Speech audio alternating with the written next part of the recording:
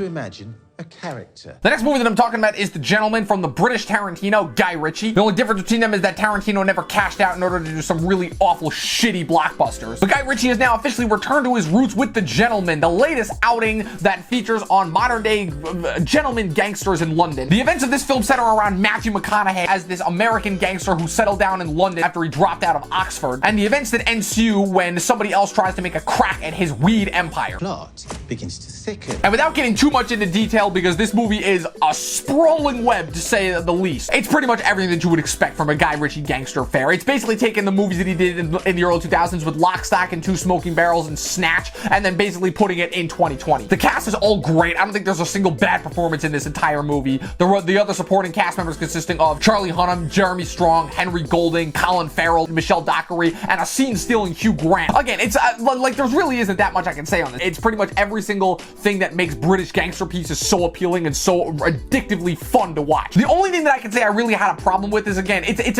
a situation where the narrative of this movie kind of folds in on itself because the narrative device that the movie chooses in order to tell its story does become really confusing and hard to follow at a certain point. And as much as I do love McConaughey in this movie, the problem is that because of the type of character that he's playing, it almost feels like he's playing it too straight, and as a result, he comes off as not as, I'm not going to say intimidating because he is definitely very intimidating, but kind of the fact that he's so straight for the entire time and he doesn't let any of his natural McConaughey-isms into his performance, it kind of takes away and really makes him stick out like a sore thumb as compared to the rest of the cast, who are all just eating up their parts with so much delicious glee. Like I said, Hugh Grant is the scene stealer. Colin Farrell, I miss Colin Farrell in these types of parts. I really do, and I hope this is like the beginning of like a new lease on life for him in his career. Michelle Dockery is absolutely gorgeous. Charlie Hunnam I actually really like, because Charlie Hunnam, who's typically known for playing those really stoic badasses that always had this super tragic backstory, he was actually able to like let loose and have a lot of fun with this part, and it was really refreshing to see. Oh, and the meta elements of this movie, I gotta say, I did not care for them one bit, but overall this was a very, very fun movie, and everybody who watches this will have a blast with it.